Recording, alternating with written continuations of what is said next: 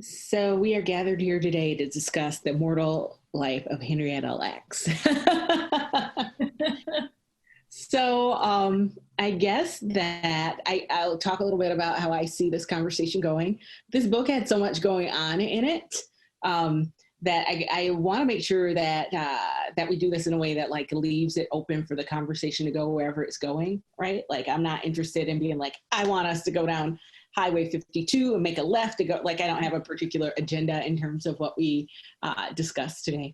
This book is a book that had a lot of discussion guide material available. And when that is true, I like to start there because somebody already like used their brain power to come up with some things. So I did print that stuff out.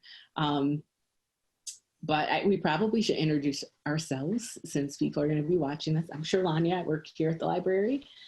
Who else are we talking with today?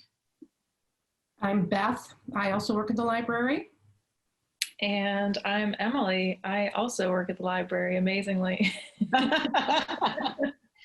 So I have a question for you guys. How much did you know about this story before you read this book?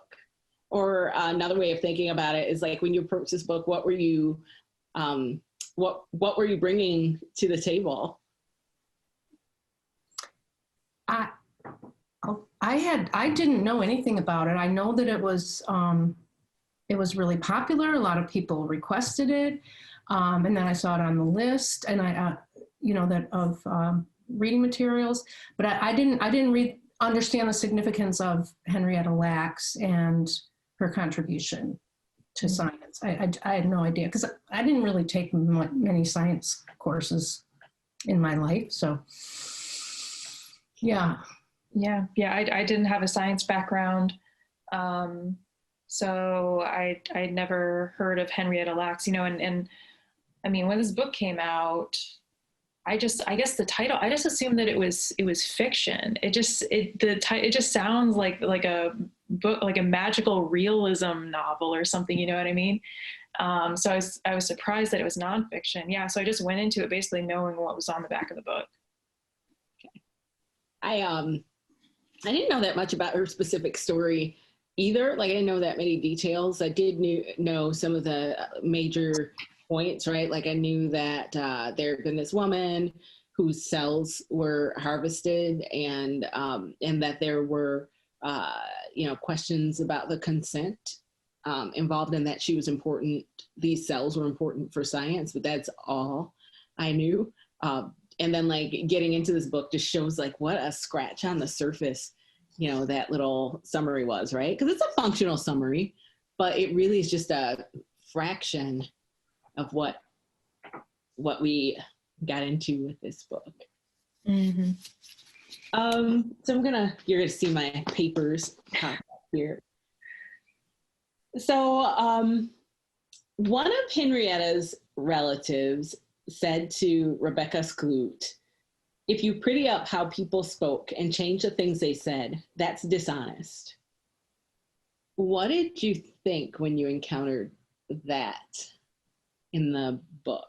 The discussion guide has some follow-up question with that. So I'm going to go ahead and read that.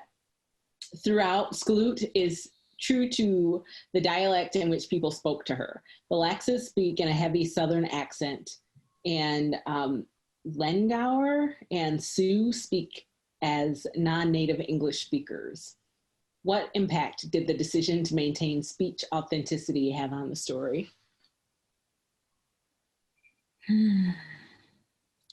Yeah. Go ahead, Emily. I was gonna say, like, I definitely noted that, right at the beginning of the foreword.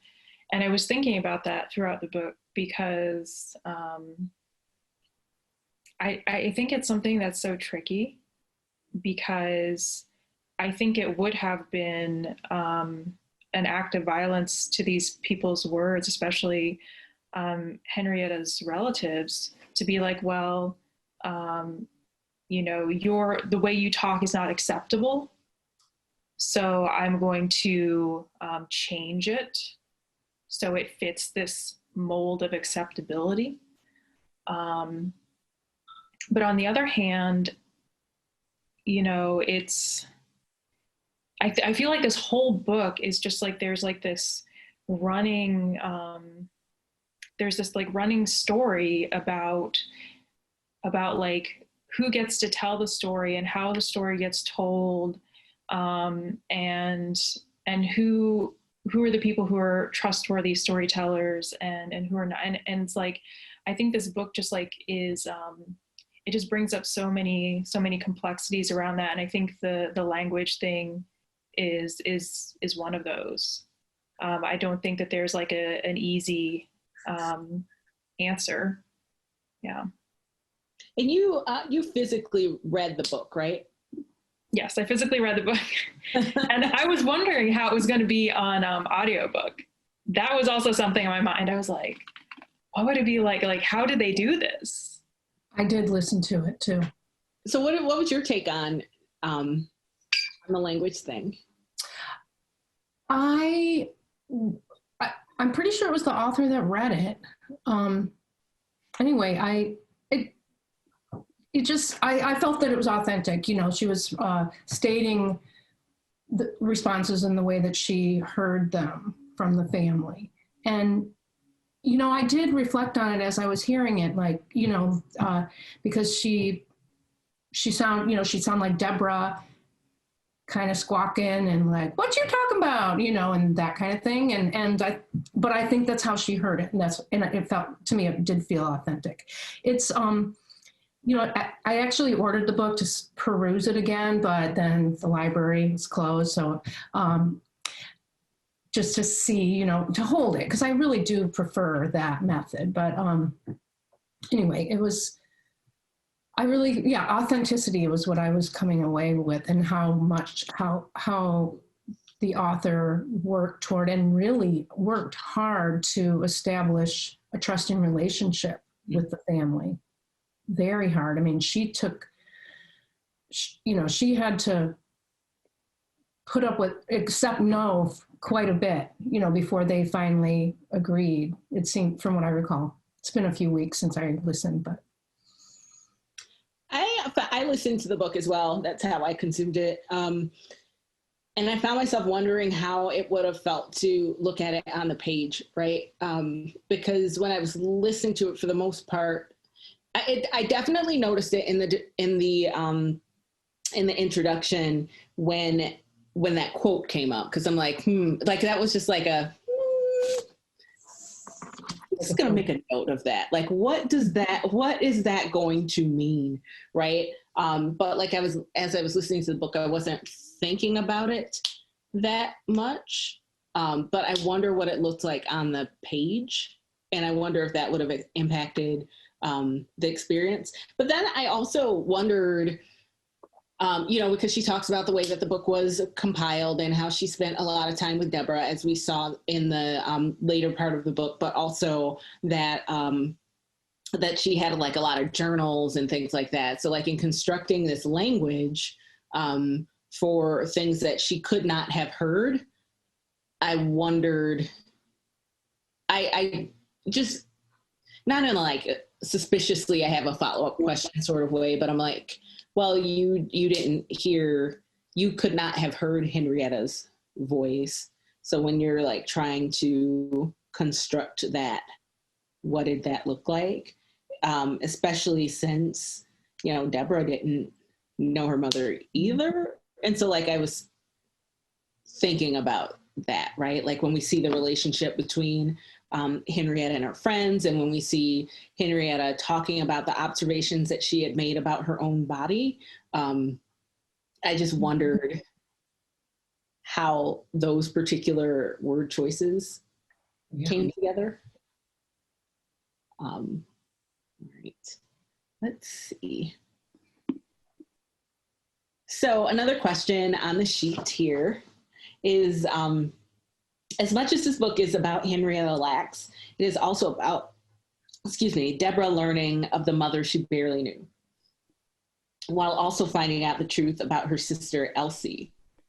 Imagine discovering similar information about one of your family members. how would you react and what questions would you ask? I think another way to think about this question is, what does it mean to learn that the world has information about your mother who you have never known, that you have not been given access to? Like, what does that mean for somebody? Mm-hmm. It's got to be a shock, just an absolute, just already sad from the loss and and all that Deborah endured, in her life without having her mom. It seemed to cause more heartache initially. And especially because Deborah didn't really fully understand a lot. And I mean, I didn't either, but she didn't understand the concepts and of some of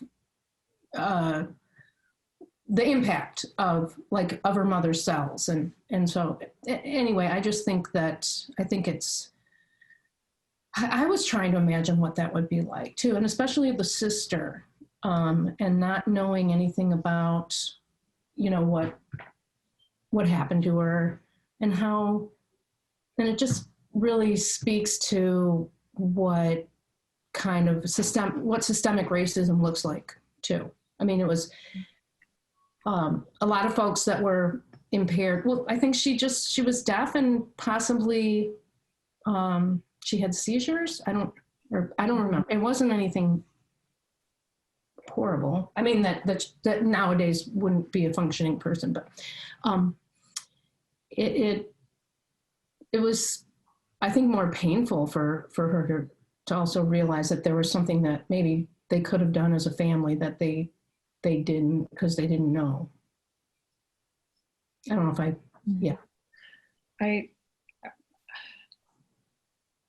mean, I also just found myself, wondering, and I was the thing that I was,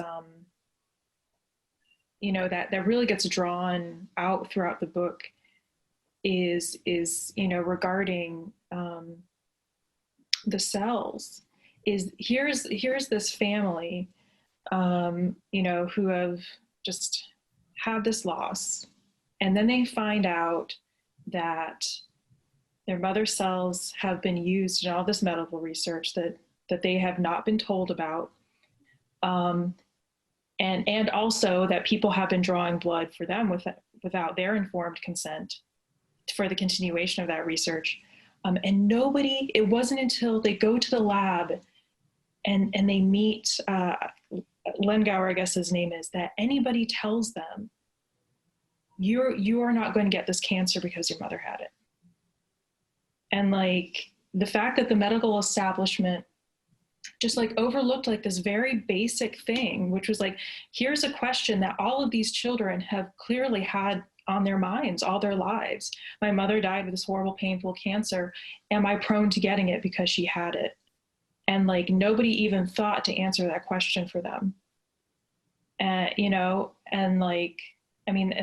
That's number one. And then just, finding out about Elsie in the Crownsville hospital, and I had to go look up this hospital and see what things were like there. And it's just, it's awful. And it's just one of those things that, first of all, it was a miracle that her records were there, and that they actually found her records. I mean, that's just miraculous. But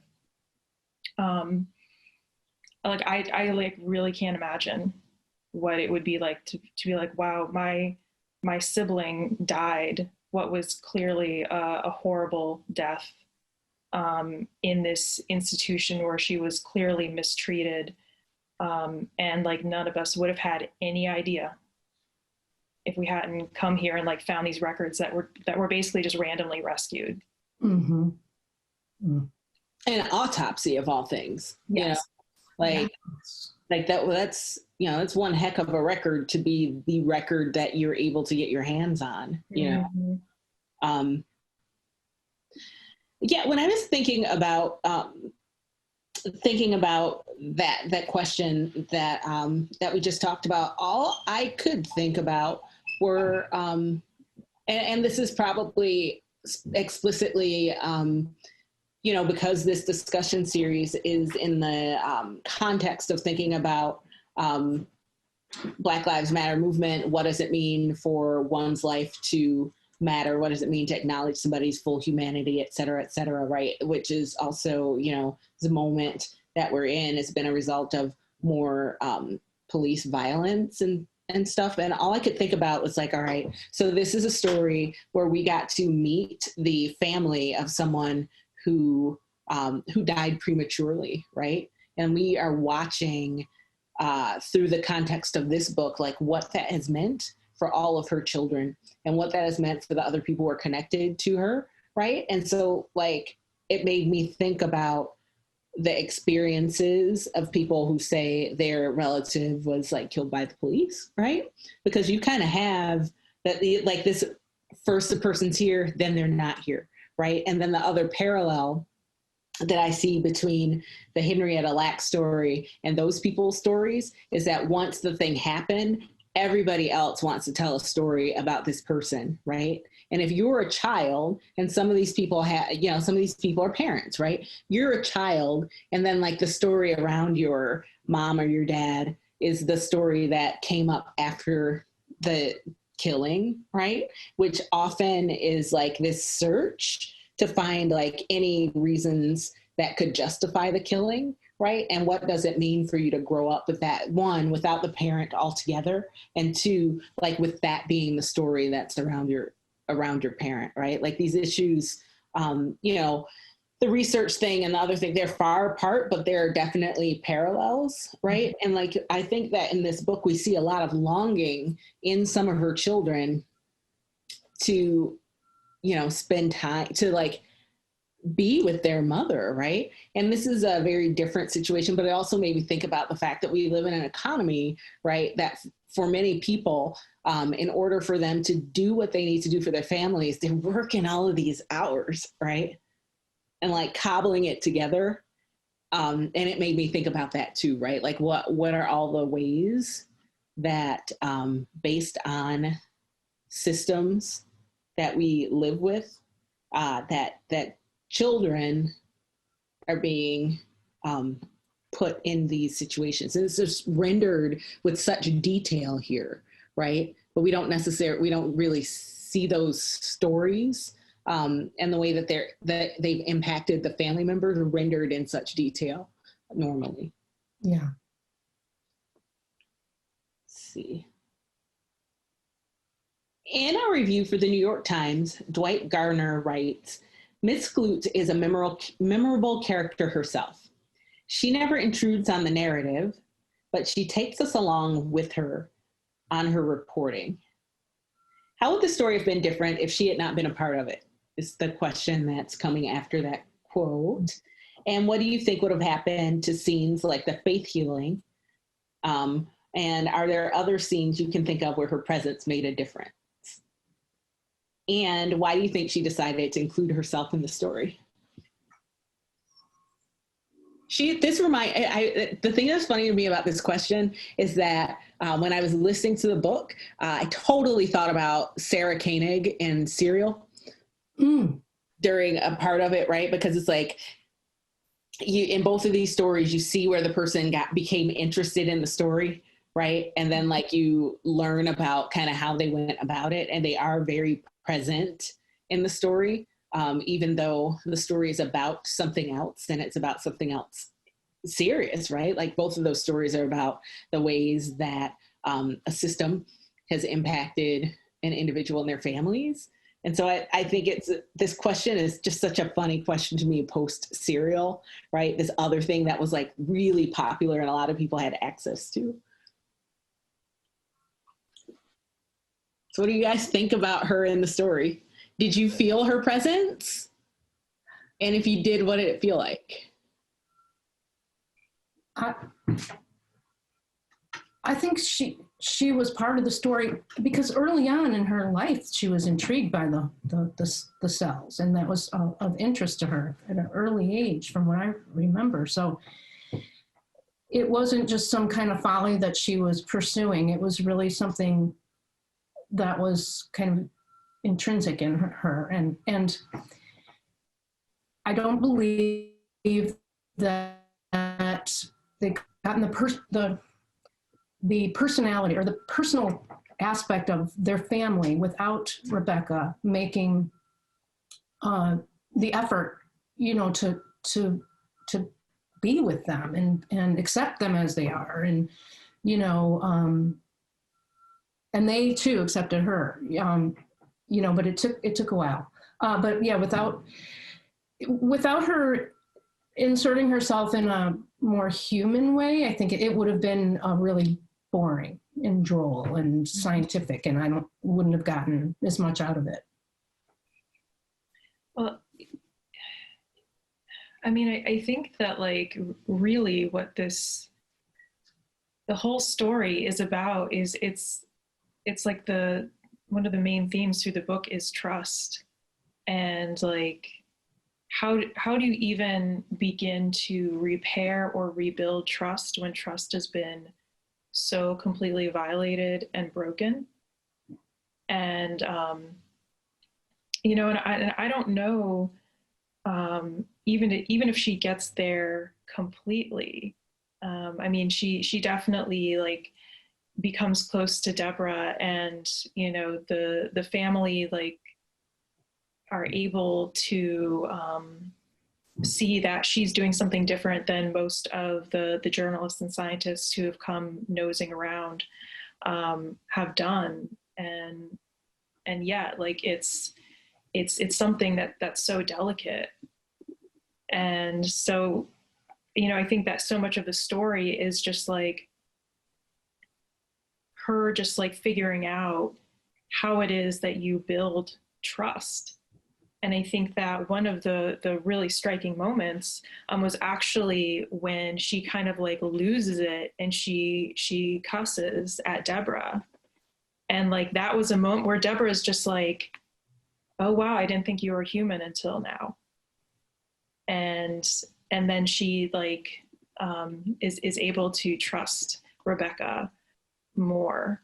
But it's also one of those things where it's like, I think it's really important that Rebecca, that she shows that like she is this young white person of a certain class background, of a certain religious background, of a certain educational background, who is entering these communities that have been traditionally exploited by people like her, and that she's sort of like entering as like this categorical person, right? Like this person with a science background, this white person, a journalist, right? And she has to like figure out how to like work with those identities when they've been so harmful to the family and the friends and neighbors of Henrietta Lacks. I thought that scene was interesting, when they're in the hotel and looking at all the records. And I was a little bit taken aback by Rebecca's surprise when Deborah was like, whoa, what are you doing?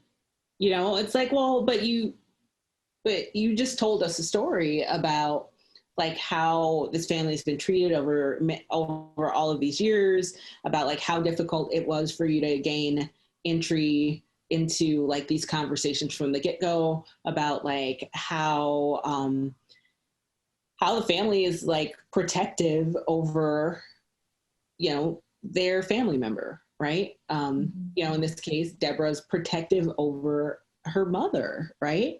And so for Rebecca to have told us that in layers over a long period of time, and then be surprised when Deborah reacted when she like went after the the medical records. Mm-hmm. I was like, well, okay. But I feel like Rebecca felt like she had earned access to them, you know, and she thought that she thought that they were there for that purpose.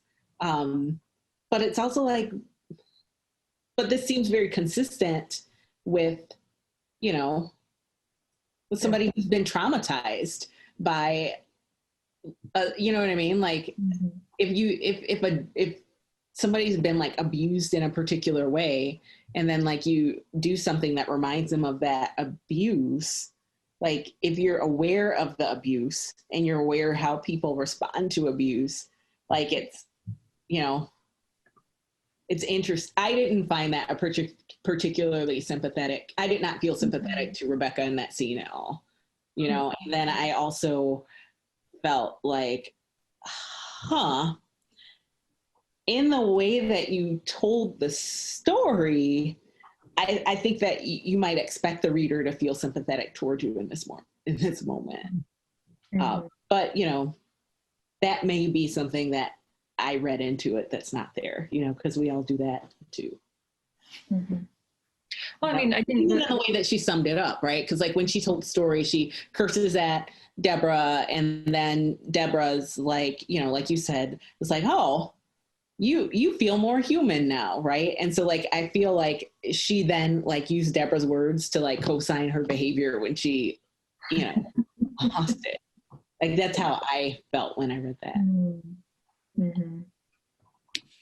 No, I feel like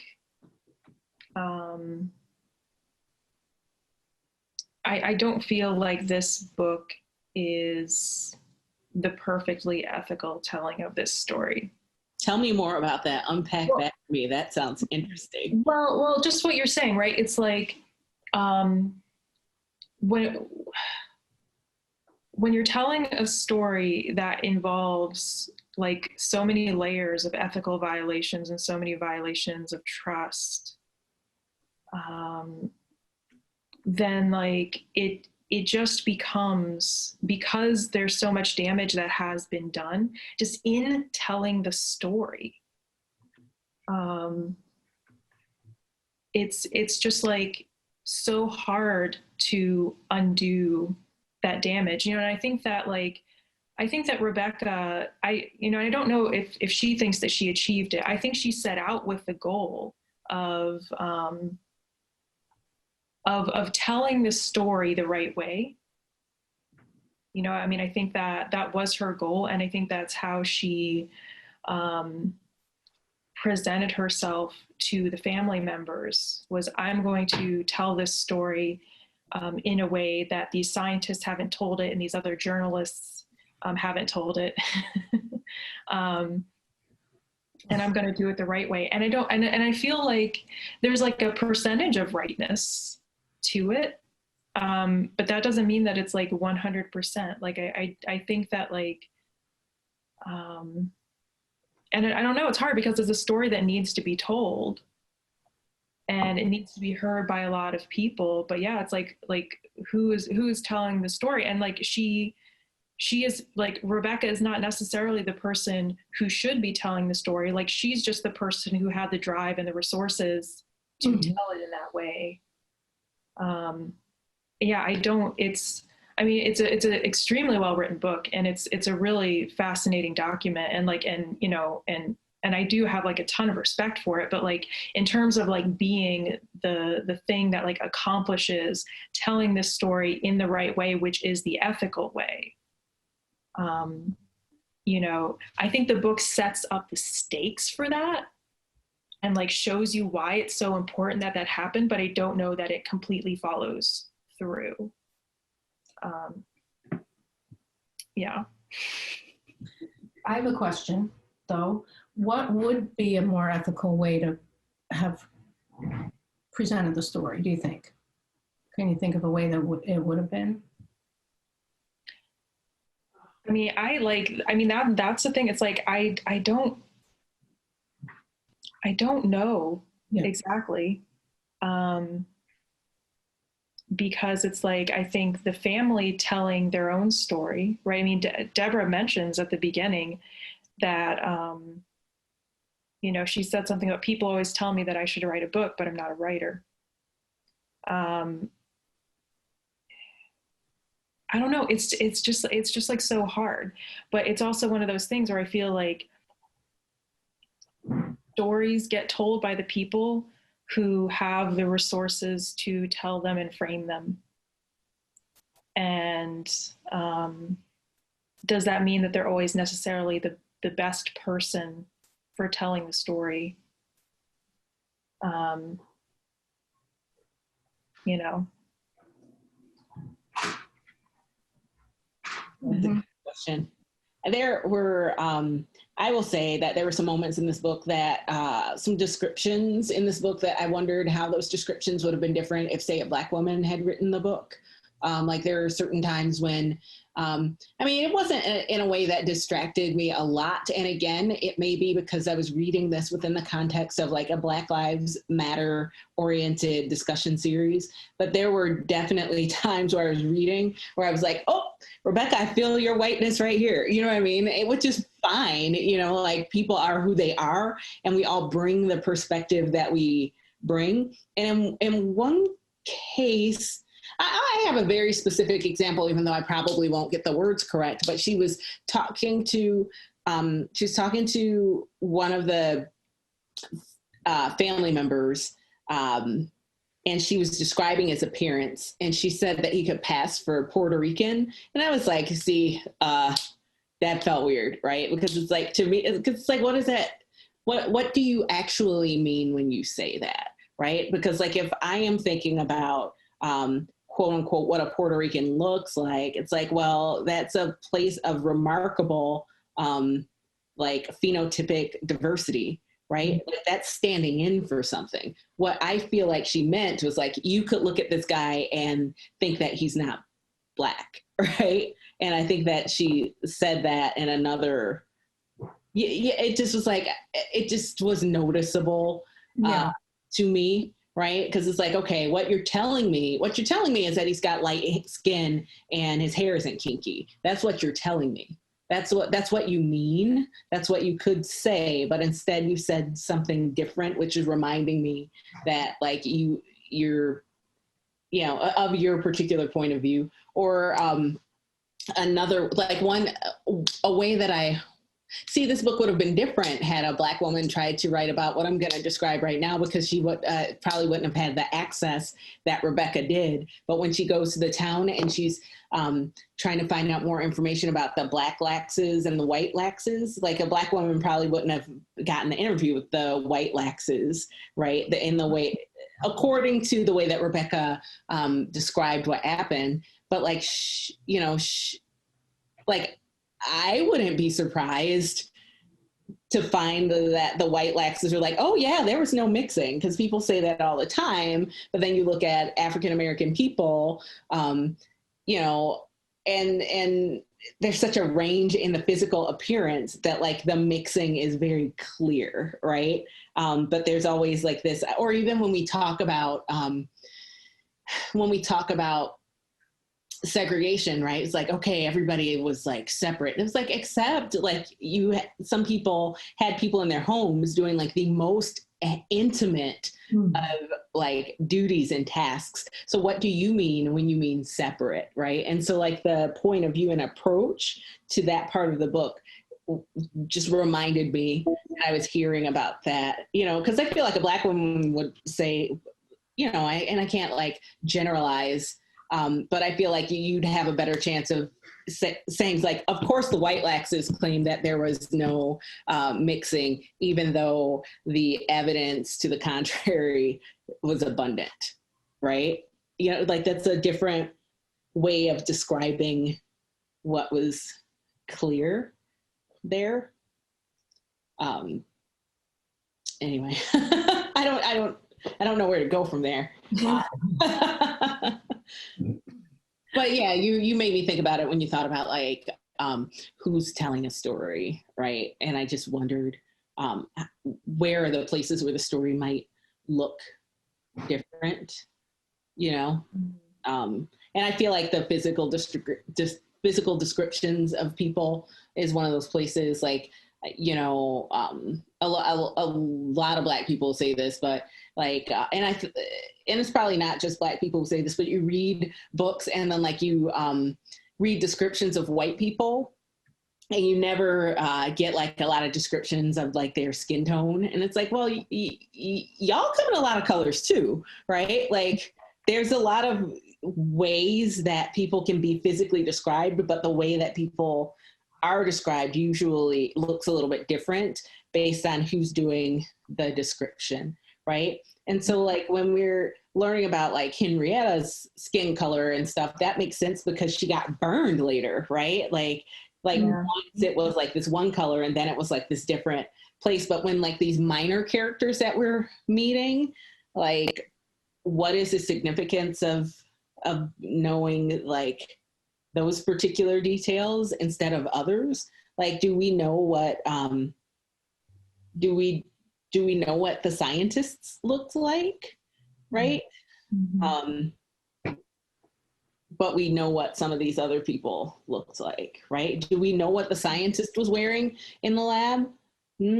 But we do know that the older woman who we saw was wearing a threadbare nightgown. You know what I mean? Like there's just some choices in the descriptions that just reminded me like, oh, yep, being reminded of who the speaker is. Mm-hmm, mm-hmm. Well, you know, I appreciate you pointing that out. I don't remember what I was thinking as I was listening, but it is something to, you know, consider for other stories too. Other, you know, just some of the nuances that people are sharing and how they choose to describe things. And you're right. If Rebecca was a Black woman, there wouldn't be the same kind of descriptions of the Lax family, like Deborah herself. And, you know, I mean, what I recall thinking is, I guess sort of what you're saying is like, okay, there's this white lady talking about Black people, you know, in her effort to describe her first meeting with each of the family members. Anyway, one thing that's really struck me throughout is it just seemed like the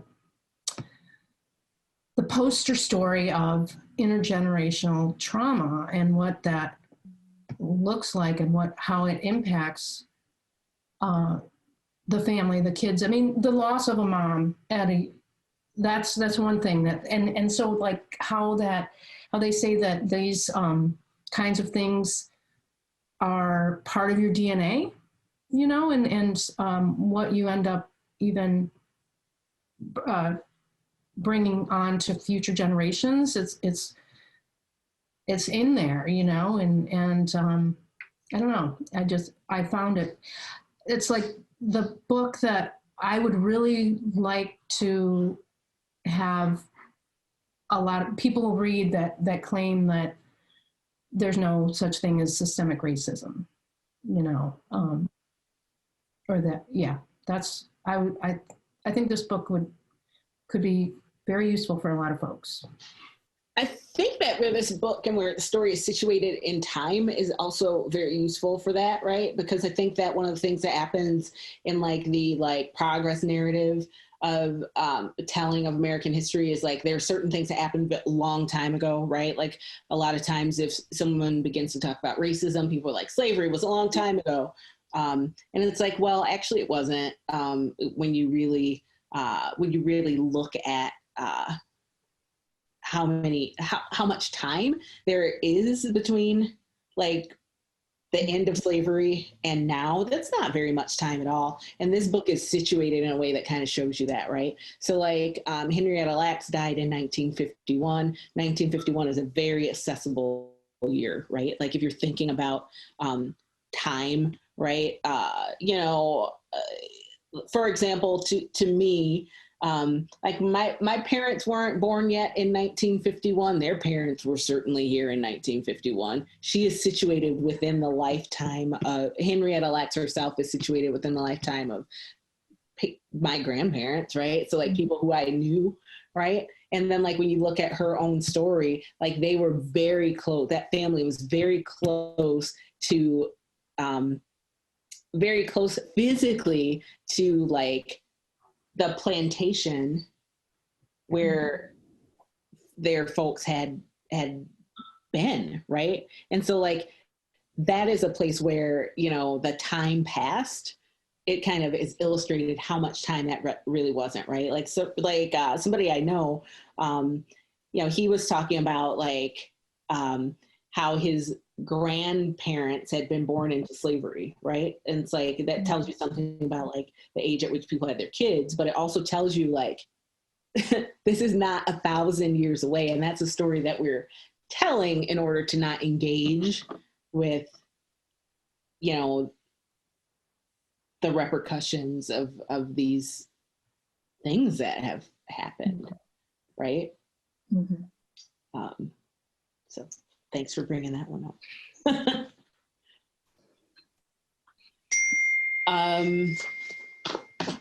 Let's see. Sorry that all of my devices are gonna just like chime one after the next. The thing is if I turn them off, like if I turn those ringers off, I won't remember to turn them back on. And then like, that's how I miss like stuff I need to do for work. Deborah shares her mother's medical records with Skloot, but is adamant that she not copy everything. On page 284, Deborah says, everybody in the world got her cells. Only thing we got of our mother is just them records and her Bible. Discuss the deeper meaning behind the statement.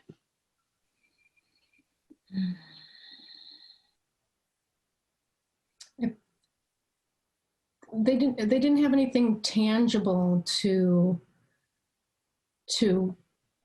come away with, you know, as a family and to like rest on, you know, that Henrietta was this, like all they knew about her was that she died young and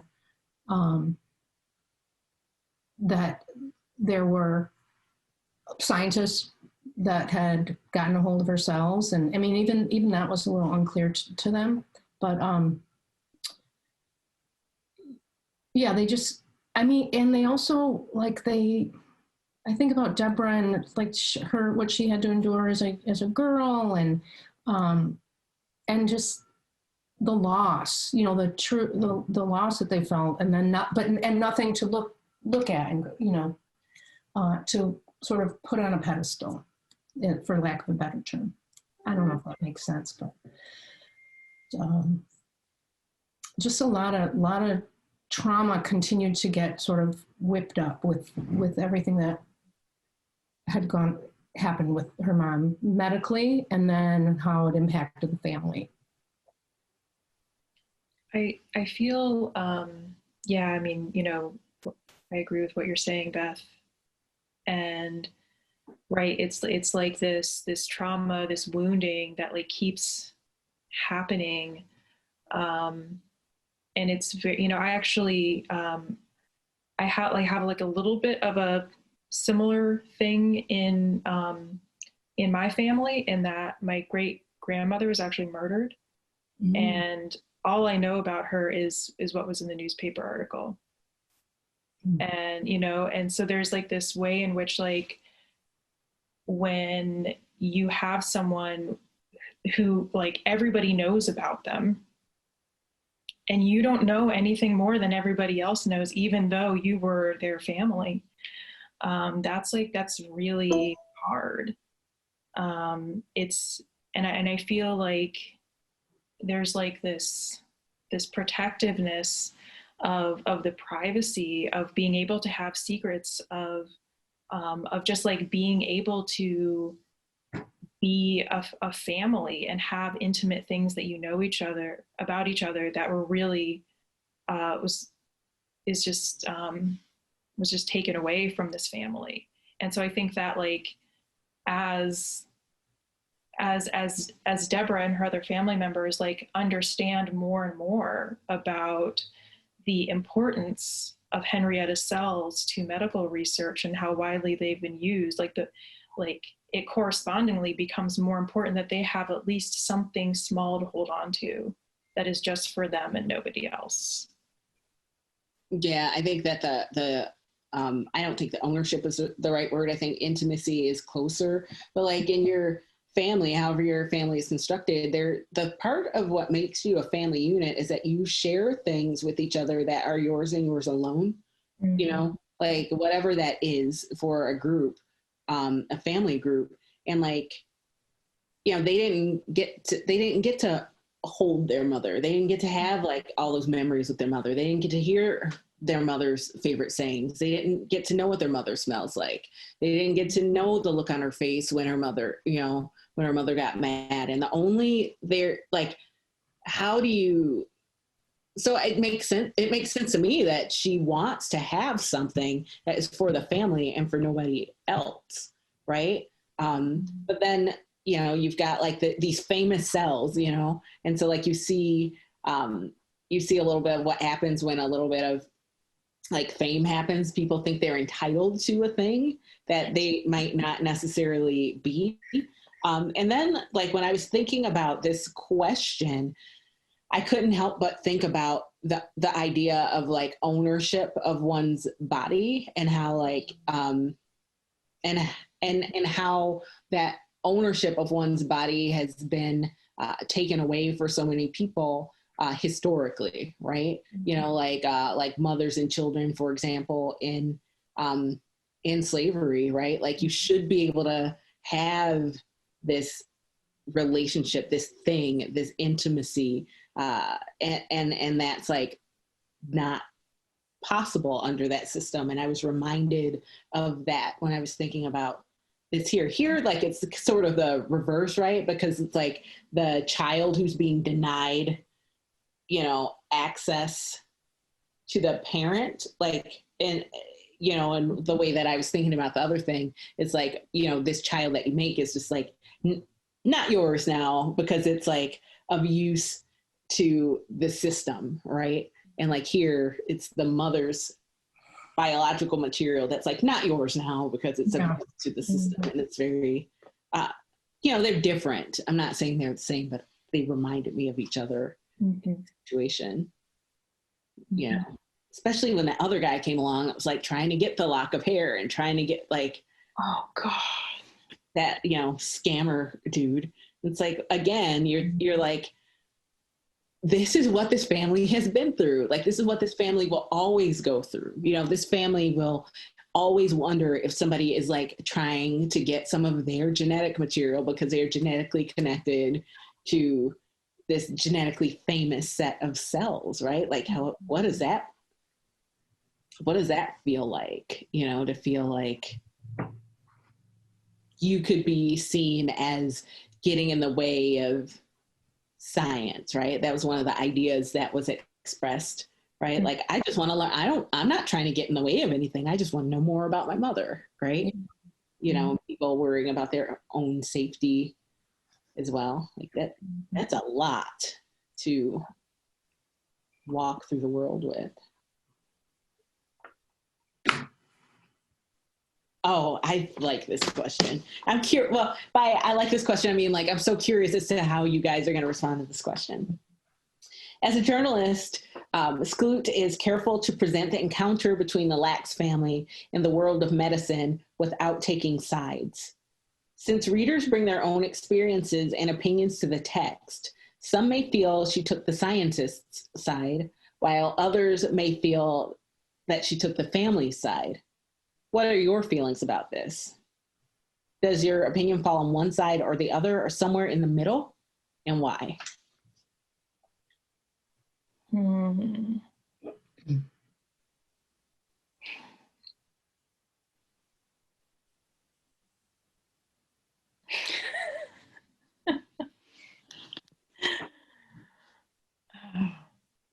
Well, I would say in the middle.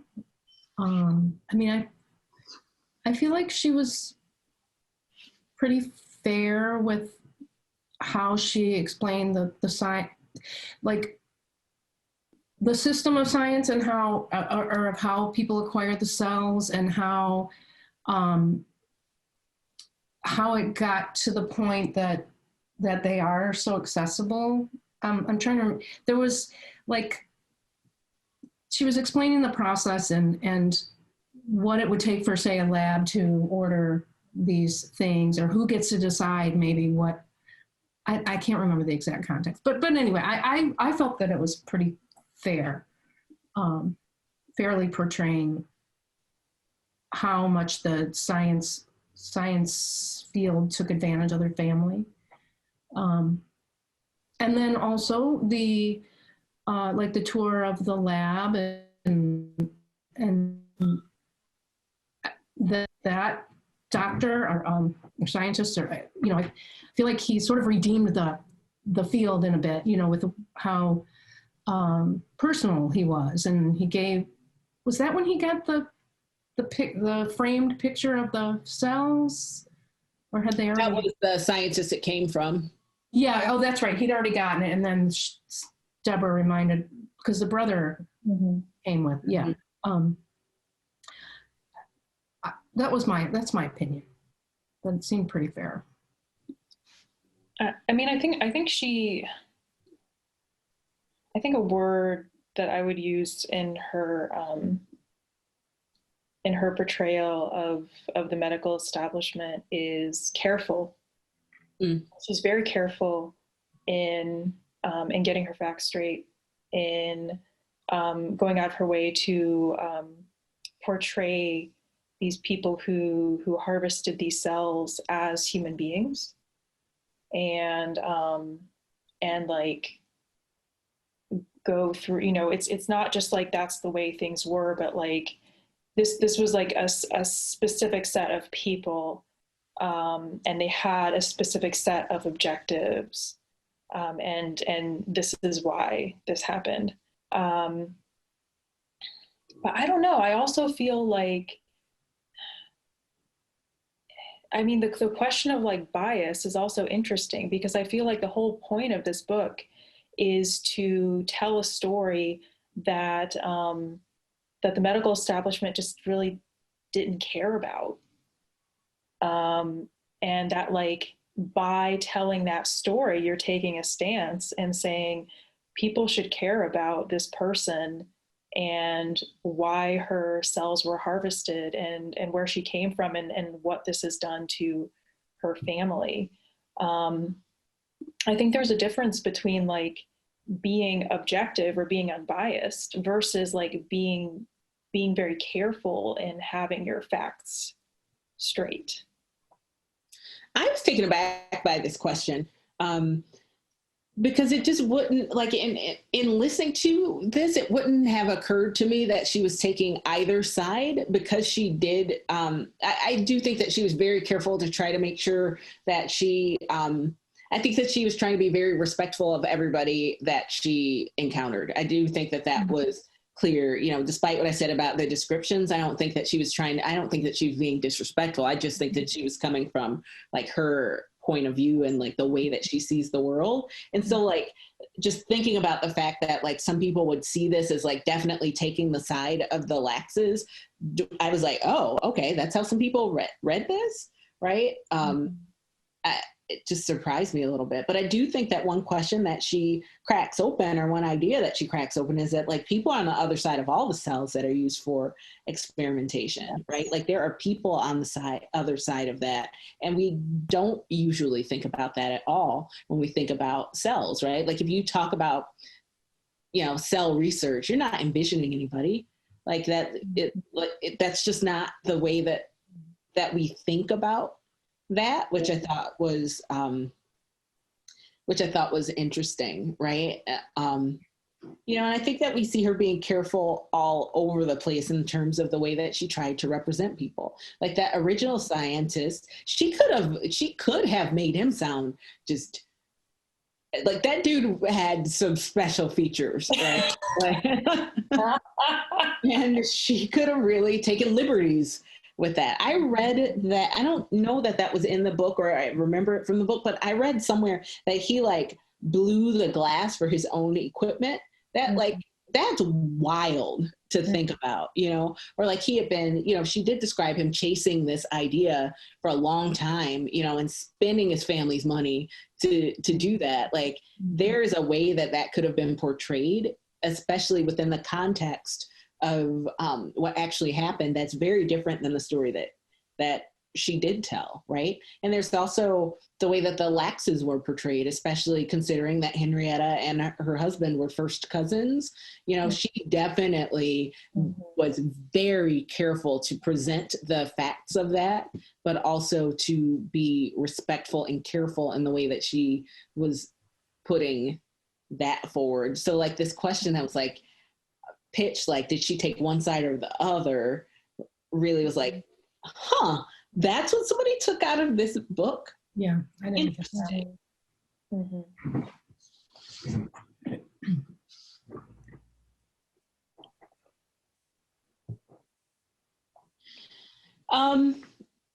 Consider Deborah's comment. Like I'm always telling my brothers, if you're going to go into history, you can't do it with a hate attitude. You got to remember, times is different. Is it possible to approach history from an objective point of view? If so, how and why is this important, especially in the context of Henrietta's story?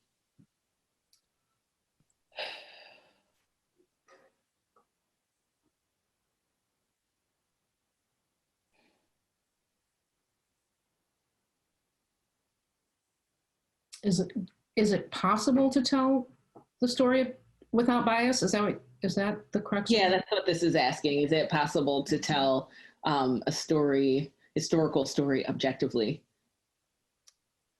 I look for this and can't find it on the sheet of paper.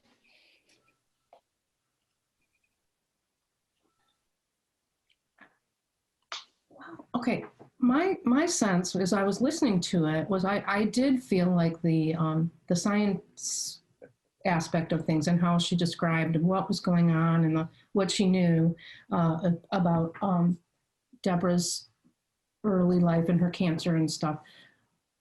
I felt that it was objective. I was listening to it like, wow, this is all science-y, but and I'm learning something, but I didn't feel that it was slanted in a certain way or biased.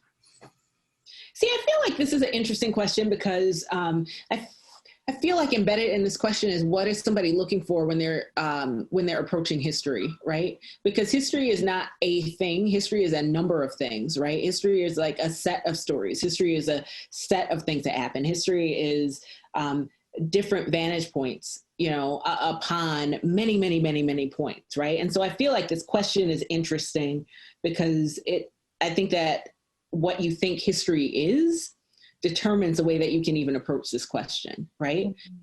Because it is absolutely true that this family experienced life differently than another family would have in a number of different situations, right? But that doesn't mean, I think that we try to like flatten history in a way to make it palatable, and history is just not palatable. It's not things that are happening. If you look at it all, it's not palatable. But when we tell the story later, we want to synthesize it into something that feels sensible, right? But like the reality is that like these people were harvesting all sorts of cells. These cells that were successful could have been any number of people's cells, but that's not what it was. It was this family, and like a lot of things happened in this. Yeah, a lot of things happened as a result of this that impacted real people, and so no matter, like, even if that was the way that things happened, that can be true at the same time as, and that impacted this family in a terrible way, right? So like some of the other parts of the story that are, when it was talking about like her medical records and like how she had different ailments and that she didn't come back for more treatment, it's like, well, that's where some of the systemic stuff was impacting her, right? Like when you have a situation where everybody is afraid to seek medical care because of things that they know that have happened or things that they've heard have happened, that's a problem, you know what I mean? And like, had Henrietta Lacks had access to care in a different way, this whole thing could have been different, right? Mm-hmm. Because some of what, you know, the pile up of the different things that were going on with her body, you know, that's, I think, really important to the story, in addition to like what actually happened, right? Because like one of those visits, she goes to the doctor after she had been complaining about what was going on with her body, and she had a totally normal checkup.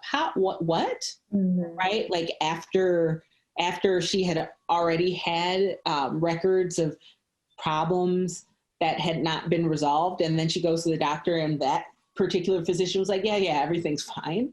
Like that feels like a problem, right? I didn't buy that part.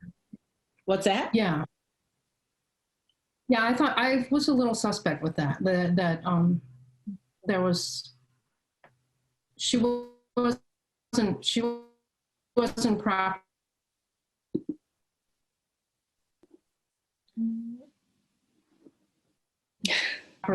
for come away with that.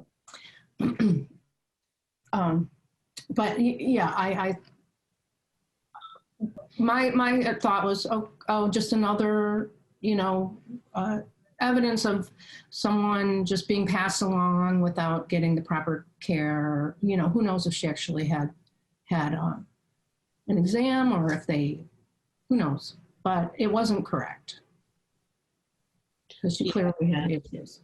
Yeah. One of the things that I thought was very interesting, and I think that the author was very careful about, is that Henrietta Lacks knew that something was up in her body, and she like was very specific about it. She's like, there is something going on. It is exactly right here. This is what it is, you know. And then like, and then the fact that it took a while for that to be listened to, and then the one doctor was like, oh, well, what she described, it's like actually here, huh? Yeah. Like right where she said it would be. Mm-hmm. Imagine precisely the way that she described it. Like, just, you know, even the surprise there, I think, tells us a lot about the backdrop of her experience. One of the things that like stood out to me in the early part of the book too was when we learned that her sister had been, you know, put in the I can't remember the exact name of it at the time, but like the institution that was like for Black people with problems. Yeah. I was like, when they named that institution, like my response was like, that sounds like a place where terrible things happen. And it was like, I don't even want to know. I don't even want to pull that thread, because there's a thread that badness is behind. But like, that's also the backdrop in which these people lived, right? Like, you don't know what kind of care you're going to get. And then that legacy lives on with her family members, right? Mm-hmm. And I, you know, I don't think that their mistrust that we saw reflected in the book of the medical system, I don't think that it's necessarily true that it's like directly attached to what happened with Henrietta Lacks, you know, because like there are 1,000 other reasons why people would have mistrust, and why people in that community had mistrust, right? It's a lot, you know, like there's just so many layers in what's going on. But I also think that that's like super, I think that the fact that like one book that is really pitched around this cell, right? Like she, like you were saying, Beth, she learned about like this cell, and she was like, wait a minute, who said what? There's a person behind that. And that original curiosity happened, and then eventually turned into this book. But I think that like, this is the reason why it's super important that people read broadly, right? Because like you read this book and there's just so much information about like the realities of the, you know, the community that this person grew up in, and like the surrounding circumstances and the time period, and like the region in the United States, and like things about, you know, things about the way that we look at that we look at class and race and things like that. Like there's so much information in this book about all of those things, even though really it's a science story, right? Mm-hmm. Like it's pitched as, it began for Rebecca Skloot as a science story, right? And so like when we don't read broadly, right? When we don't read across, racial groups, when we don't read across other aspects of identity, like there's so many layers of story that we just won't be exposed to, right? What were you hoping that we would discuss in this book, about this book, that we did not get to today, as we creep over into the 3 o'clock hour? Gosh.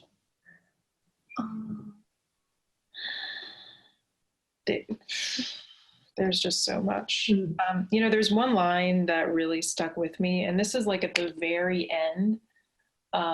It's like, I think she has like an afterword, I think it is, about how people's cells are used for medical research and various legal decisions that have been made around that. And there's like this sentence where she's like, "What you feel about all of this is not clear." And I think that like that I think that just like gets to, I think so much of like what we've been talking about in this book is like, I mean, she has her perspective, she has her limitations with kind of not, and we didn't really talk about like who she's writing for versus like who she's writing as. And I think I think part of the reason why this book is written the way it's written is because it's written with a white audience in mind. But like, I think a lot of books are, and I think a lot of like other media, like sometimes I am reminded, like she reminded me of that in this book at times, right? Like what the stuff that I was talking about, I was like, oh, this is written, like, oh, this is white gaze, right? And I feel like that, and a lot of time, like right now in this moment, I listen to a lot of political podcasts, and I feel it all of the time in those, right? But which is very interesting. Like I'm very fascinated by it right now, as like different polls and things are happening, and then like you listen to people talk about like different portions of the population in particular, like you hear the way that people talk about Black voters, right? And then when I'm listening to that, I'm like, oh, yep, you just reminded me, you were never talking to me. Duly noted, right? You just made me think something that like I've been thinking about that that just really, really stuck in my craw. I love the word craw, so please. I know, like having lived in Virginia, like that is definitely one of the things that I took. It's like, which is like, so I read a few weeks ago, I read James Baldwin's book, Go Tell It on the Mountain, which is amazing. It's absolutely amazing work of fiction. And the quote that they chose for the cover, and this is like a modern edition, was like something like, "He knows his people and how they speak," or something like that. I know, right? And it's just so like, you are trying to sell this book to white people so that they can feel that they can access some sort of authenticity about Black people in Harlem in the 1930s. And it seems to me that like, I then began like looking at like old book covers for that book, and you know, and it's like, yeah, it's like, that's like clearly like the white, even though this novel is just amazing from and the story that it tells, right? It just seems like the way that it has been marketed to white people is this will give you like authentic, unmediated access to Black people who are exotic and different. And I think that which right was not what Baldwin was doing. And I think that like there's a certain way, and I'm not like accusing Rebecca Skloot of like that level, but like not only the descriptions, right, of like people's bodies, but also the descriptions of poverty. And like the particulars of what people's houses looked like right? These really gritty descriptions of, you know, the insides of a store or a beauty parlor, or what kind of food this person was eating. And it's like, I think that there's like this journalistic thing, which is like, I have to describe this very clearly so people will understand it. And what isn't really, it's like, well, who wouldn't understand this? Like who is this description actually for? And yeah, so I mean, you know, it's like this. Like, I find myself thinking at those moments, like, what are you trying to tell me when you are choosing this detail, right? Which is a different question, but I wonder if like I wonder if those are the same, like where you're having the response where you're like, well, who are you describing this for? I wonder if those are the same areas where I found myself wondering, like, why this detail? Yeah. Right? Like when she described the person, I can't even remember who the character was because I was so distracted by the particular description of the person who had the flip-flops on, or like because of the gangrene. Oh, yeah. I was like, why are you telling me this? Like, why this detail? Like, what is this? What am I meant to take from this particular detail? Right. Because like, I when I read that, like I noticed it because again, it's like this very specific, like bodily description. But then I asked myself, like, does this advance the narrative of the book? And, you know, what is it that this is supposed to, what does this mean to me? What is this supposed to tell me? I mean, I think that there's a way, if my guess is that what she would say, as in Skloot would say, is that I think she's trying to highlight the poverty and the health problems that Henrietta Lacks's family have had to deal with, you know, in contrast to the medical establishment, which is making tons of money off of Henrietta Lacks cells, and all of these people who are getting all of these medical treatments because of the advancements in technology due to these cells. You know, so I think it's like, I think that she would say, I'm doing this so you can see like the poverty and you know, the health issues that her family has to deal with, which I think is a fair point. But you know, I think what you were, you could tell us that though. You know, there's so many things you could tell us, but she chose to like focus on like this thing, right? And I feel like that tells us more about her gaze than it tells us about the story itself. And the other place in the book that I found myself a little bit distracted by, and I just was like, I want to think about the following a little bit more. But she kept talking about how like pretty Henrietta Lacks was, and it just made me like, it made me feel like, is the story not interesting? Or is she ugly?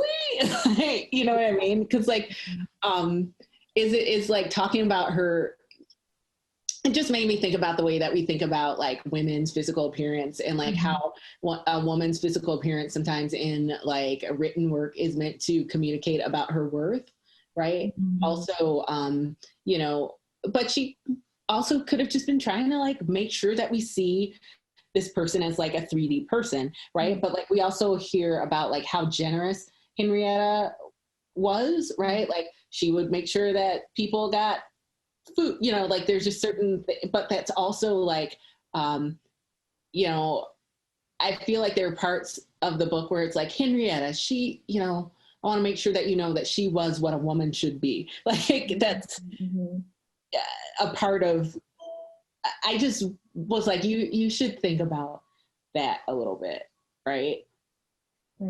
Or even with Elsie, you know, like we hear about like Elsie's appearance at the beginning of the book, and even when we saw the photo toward the end of the book that was associated with the autopsy, it's like, oh, she was pretty, and it's like Do ugly people's bodies deserve to be used for science? Like, I do not believe that the author thinks that. But like in this context, when you're describing these things that happen to these pretty women, it's like, it's almost as if it's saying like, but they were so pretty, they didn't deserve this. Yeah. You know, which was uncomfortable. That felt uncomfortable to me. Yeah, and again, I think that's what I was, you know, and it's like I have a huge amount of respect for this book and the research that she undertook, and you know, and I'm glad that the book was published rather than it not being published, because I think the story does need to be told and it does need to be known. But on the other hand, like, I think that's what I was getting at when I was saying, like, does it 100% do the job of telling this story the ethical way? And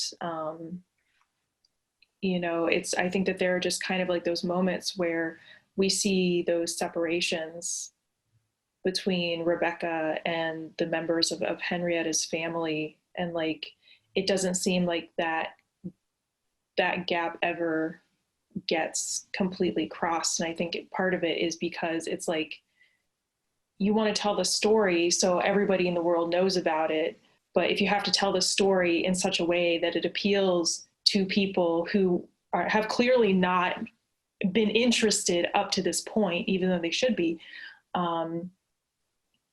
that means some decisions about like what gets described and who gets talked about and what details get included and which details don't get included, that like are a little abrasive and uncomfortable. I'm going to ask you guys a question that I thought about asking, but then I didn't, but now I'm going to. When you were reading this book, who did you identify with in the book, if anyone?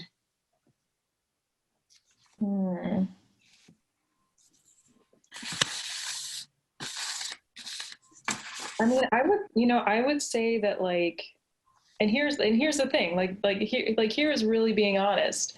You know, I think that I don't know if I identified with Rebecca Skloot in that, like, I was like, oh, she's really like me, but it was kind of like, could I have done a better job? That's interesting. That's an interesting question. Because it's like, here I am, like, I'm an overeducated white woman. And if I were going into a community that was so separated for all sorts of systemic reasons from me, would I have done a better job? You know, and like, I mean, I think she is, if anything, I would say, I think that she is honest about her kind of like awkwardness and discomfort, and her, you know, like that really comes through. But yeah. I don't know if I identified. I was what's the word? I could relate to Deborah's attempts to, you know, get her brother to, you know, behave, pay attention, or do, you know, grow up a little. Not because I have that with my brothers, but just I was just, I think maybe a little more sensitive to Deborah, just more out of what is the just relate. There's a word, empathy. Yes, just more out of like, not that I have those kind of losses, but just trying to put myself in the place of a woman who did, and just what she was trying to navigate in her life without a lot of direction. So, but also the way she would respond, and she was kind of exuberant in some ways, and also just trying to protect what they could of her mom too. They're just, I really, I liked her as a person, and I thought that I had a lot of respect. Interesting. Yeah. See, when I was reading this book, I definitely felt like I identified with the speaker more than Rebecca than anyone else. And I felt it when I was reading the book, but then I felt weird about it because I also felt I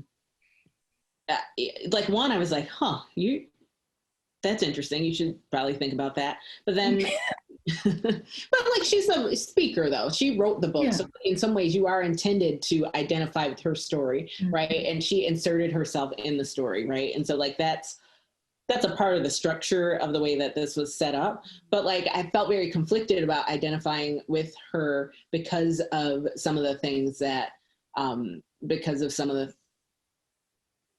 just felt like, oh, okay, she's doing this thing and she's trying to make sense of all of this and she's unraveling this mystery.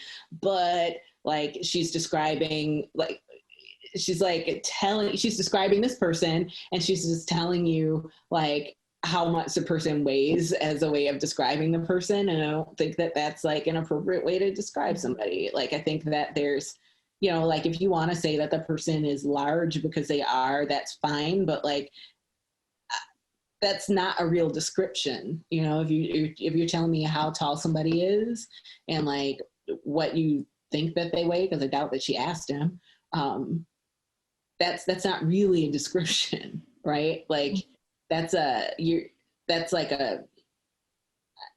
can't see what that person looks like in my mind, because you didn't give me enough. You just gave me a couple of things that I guess you think are noteworthy. And so I felt real conflicted about that. And then I also wondered, when you think about whatever ideas that you hold about yourself, right?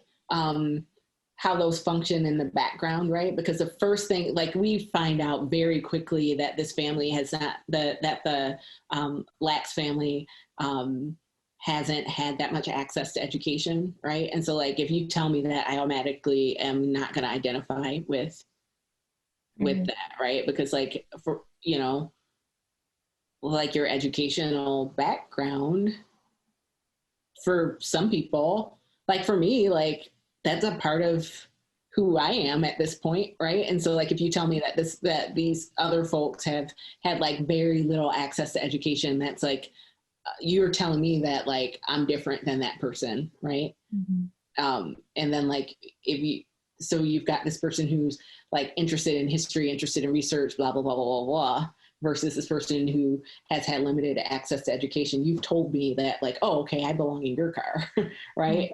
Mm-hmm. In a certain sense. I mean, that's how I experienced it in this book. Another book might not have the same thing, but I was you gotta, what does that mean though? Right? That opened up a question for me, right? As I'm engaging with other material, right? Because it did feel weird to read this story about this thing that happened to this family and just feel very distant from it when I'm looking at when I'm also looking at a story about how race has impacted this family, right? Mm-hmm.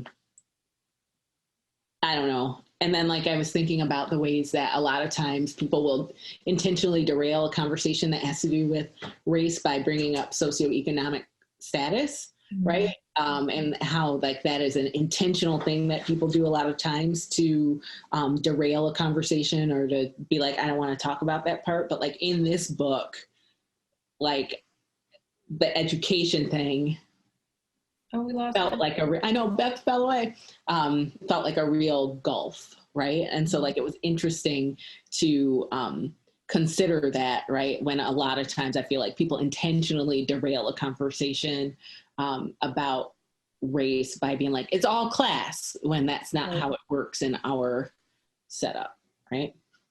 Mm-hmm. Any closing thoughts? Beth, you're back. I'm so happy that you didn't get lost. What are your final thoughts? How do we close up this conversation today? I know how we'll close it up. Do you think this is a book that other people should read? We've been picking apart at it. Do you think that people should read this book? I think so. Like, right. It's one of those things where it's, I think it's a necessary story to hear. And I hope that there are more resources in the future about this topic. And yeah, and, you know, the book has, you know, I think there's a way in which the reader, it's probably better for the reader to go in and realize that, like, there's a way in which, like, storytelling and truth telling, like, because of this story, like, itself is, like, very destabilized. And like that, I feel like that just persisted all throughout the book. And even as I totally trust that Rebecca Skloot just, like, you know, did so much to make sure that she was, like, accurately portraying her facts, it still just, like, shows how slippery the truth is. And not only how slippery the truth is, but, like, how slippery it is based on who's telling it. But even those kinds of stories are really valuable.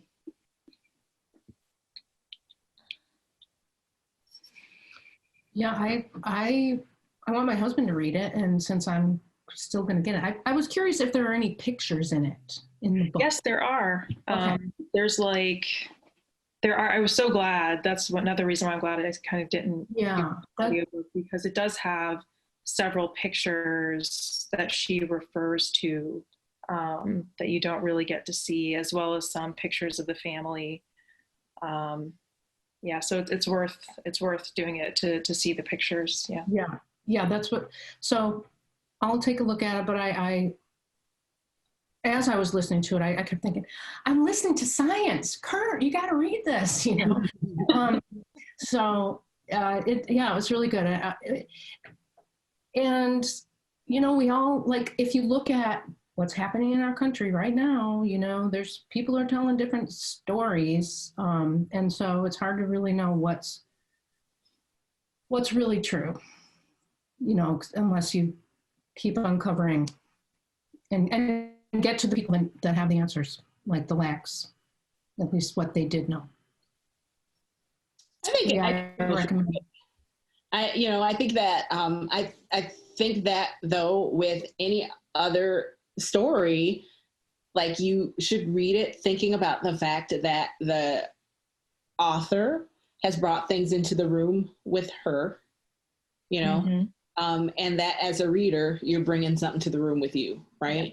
And so I think that, like, the book should be read, but I think that thinking about what each, you know, stakeholder, I guess, bringing to the table is super important with this one. Yep. Agreed.